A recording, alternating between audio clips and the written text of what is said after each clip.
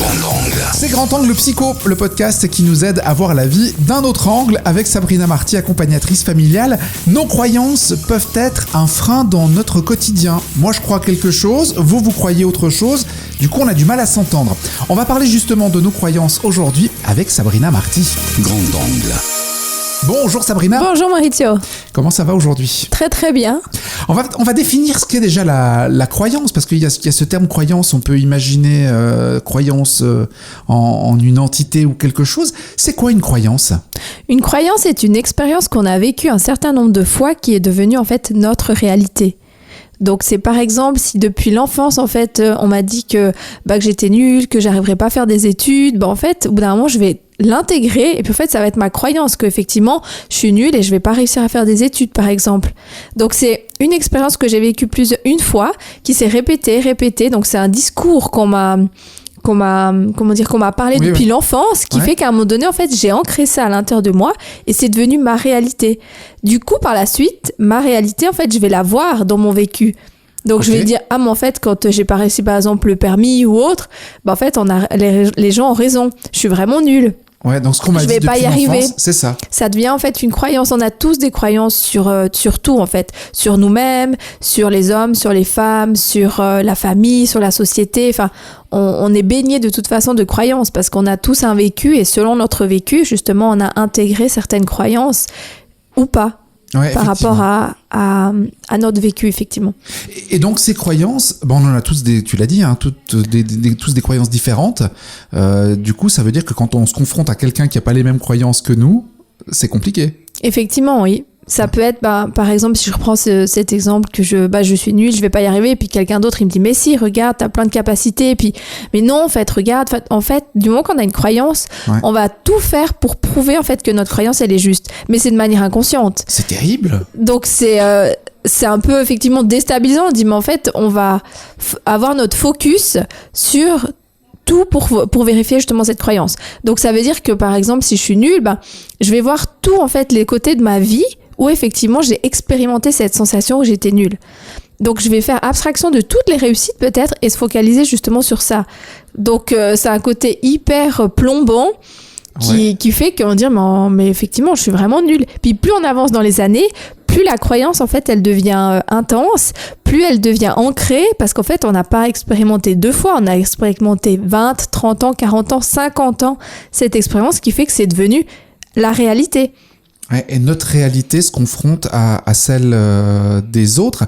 Mais c'est terrible le fait que on intègre et que finalement on fasse tout ce qu'il faut pour que cette croyance soit notre vérité. Oui. Donc le fait d'avoir été, qu'on nous dise t'es nul et tout ça, donc notre vie entière va se construire autour de ça. Oui. Autour de nos croyances, effectivement. La croyance, c'est vraiment la porte qui ouvre ou ferme, en fait, l'expérience. Par exemple, si je repense l'exemple que j'ai donné avant par rapport à une personne qui me dit « Mais non, t'es pas nul », si à un moment donné, je reste persuadée que de toute façon, j'ai raison, la personne, elle va pouvoir me prouver A plus B que en fait, j'ai tort, mais je vais pas l'entendre. Ouais. Tandis que si, en fait, je me dis « Tiens, peut-être, en fait, cette personne, elle a pas tout tort, en fait. Elle essaie juste de me voir une autre vision. » Du coup, je change un peu différemment, puis j'entends, en fait, ce que l'autre a à me dire. Mais effectivement, ça répercute toute notre vie. D'où l'importance, en fait, de prendre conscience, en fait, que c'est des croyances ou pas.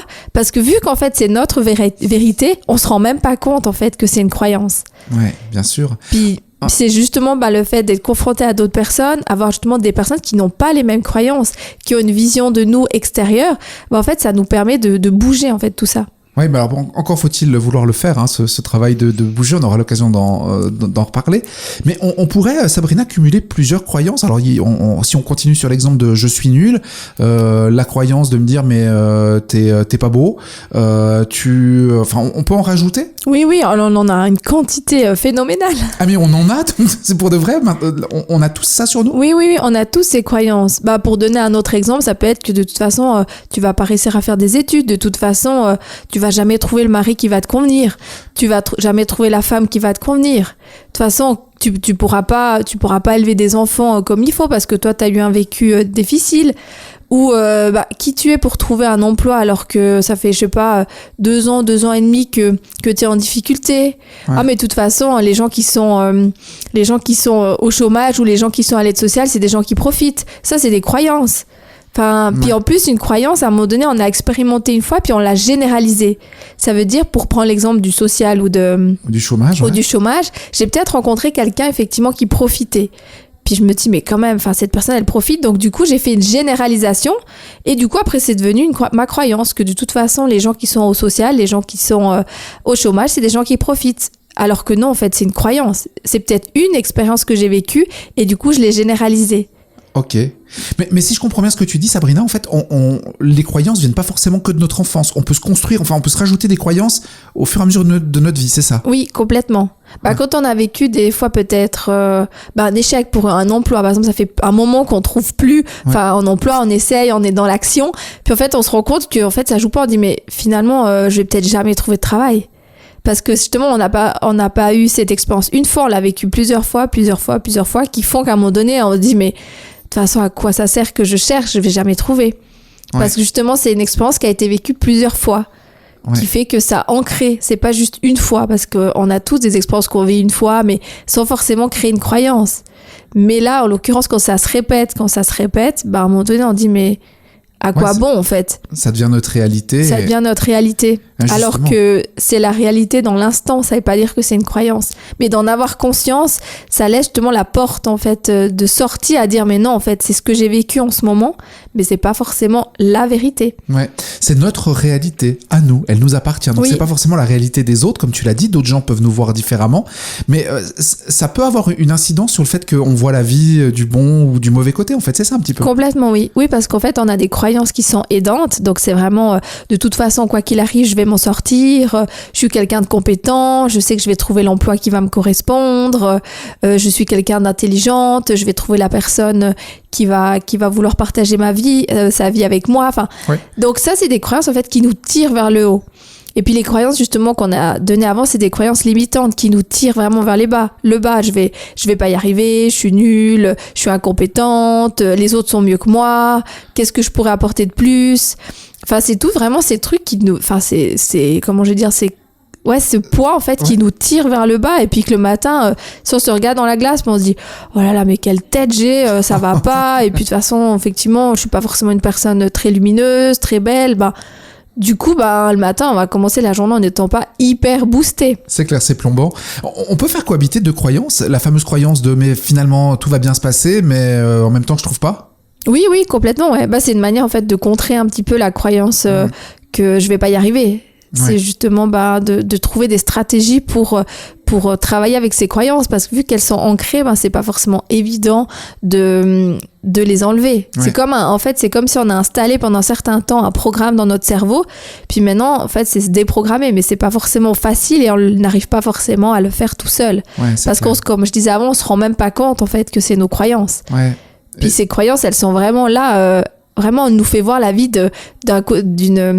d'une façon pas terrible, quoi. Complètement. Puis quand elles sont surtout limitantes, mais c'est comme si un jour, je sais pas, je me fais licencier, puis je me dis oh là là, de toute façon je suis nulle, c'est parce que je suis nulle, je vais pas y arriver, c'est parce que je suis pas quelqu'un de compétent, c'est parce qu'on a voulu profiter de moi.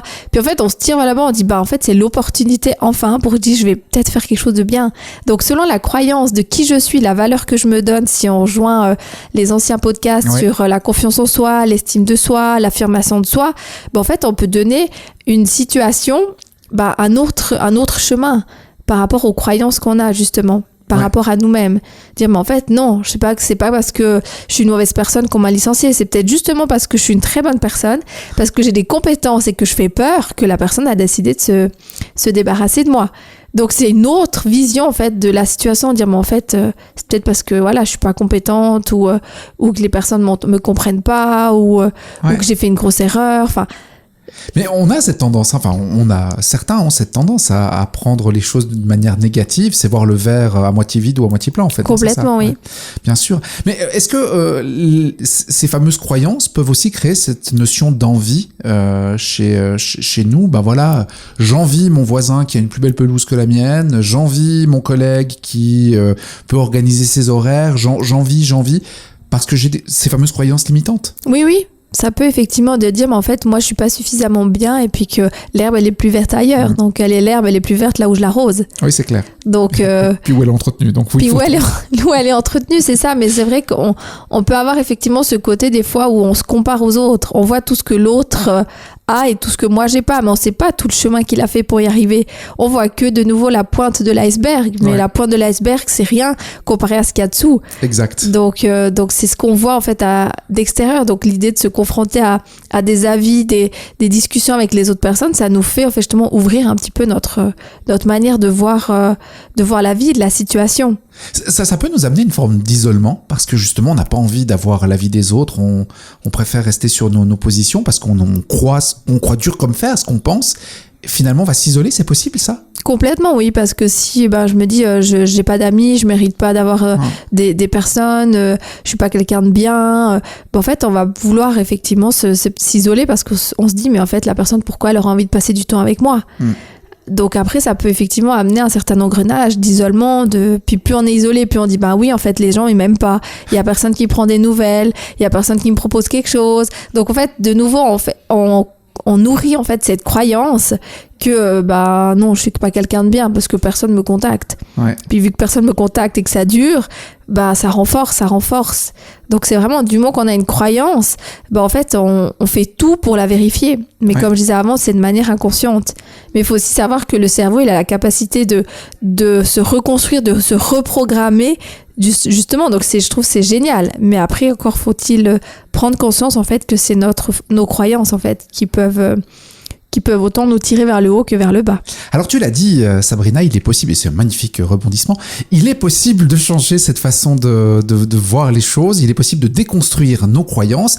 On en parlera la semaine prochaine dans le prochain podcast de Grand Angle Psycho avec Sabrina Marty. Et si vous voulez pas le rater le prochain podcast, vous vous abonnez, comme ça il y a la petite alerte qui vous dit qu'un nouveau podcast est arrivé. Merci Sabrina. Merci beaucoup Maurizio.